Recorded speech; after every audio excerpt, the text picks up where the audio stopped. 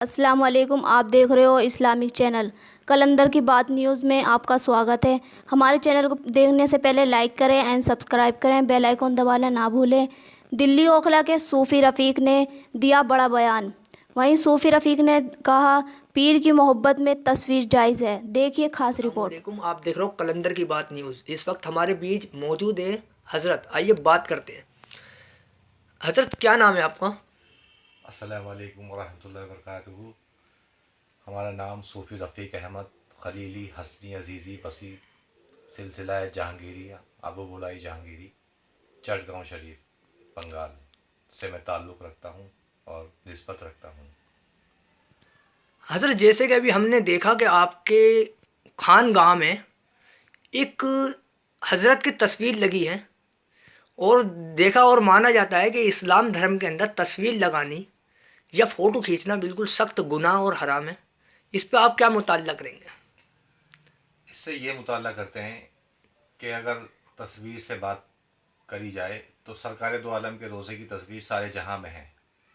اگر ایسا کچھ ہوتا تو شاید مکہ مکرمہ میں کوئی تصویر نہ کھینچتی، پہلی بات۔ دوسری بات، سرکار کے روزے مبارک کی بھی تصویر پوری دنیا میں معجزہ ایک ایسی چیز ہے جو لوگ اپنے گھروں میں اور اپنے خانقاہوں میں لگاتے ہیں۔ اور رہی تصویر کی بات، تو تصویر آپ مدرسوں میں بھی دیکھ سکتے ہیں، ایسا نہیں ہے۔ اور خانقاہ کی بات کی جائے تو وہ اس لیے لگائی جاتی ہے کہ کل کو جو مریدین ہیں جنہوں نے بزرگان دین کو نہیں دیکھا ہے یا جو بزرگان دین کو نہیں جانتے ہیں، تو ان کو یہ معلوم ہو جائے کہ ہم جس کی ابتدا میں ہیں وہ کون ہے، کیسا دکھتا ہے۔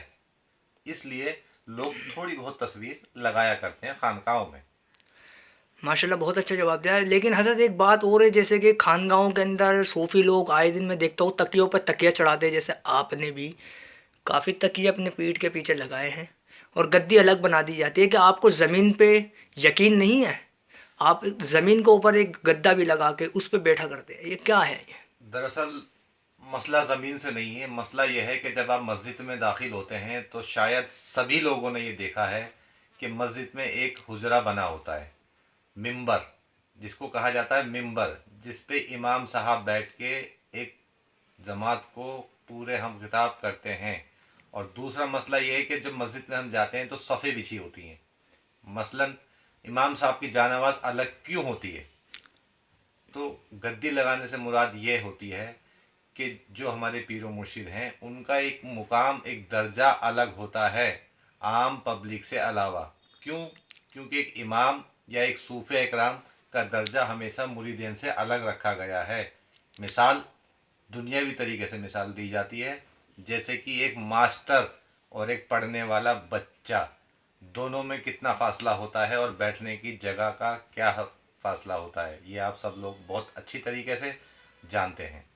اور حضرت یہ جو لوگ صوفی وغیرہ بال بڑھا لیتے لمبے، تو یہ لمبے بال بڑھانے کا مطلب کیا ہے؟ یا اسلام کے بال اندر سے مراد یہ ہے کہ سرکار دو عالم تاجدار مدینہ رحمۃ اللہ علیہ کی زلف مبارک کافی لمبی ہوا کرتی تھیں، اور جو صوفیہ اکرام ہیں جب وہ سلسلے میں داخل ہوتے ہیں تو سلسلے میں داخل ہونے کا مسئلہ یہ ہے کہ ہم کوئی اپنے باپ یا دادا کا سلسلہ نہیں چلا رہے ہیں، بلکہ سرکار دو عالم کا سلسلے کو لے کے چل رہے ہیں۔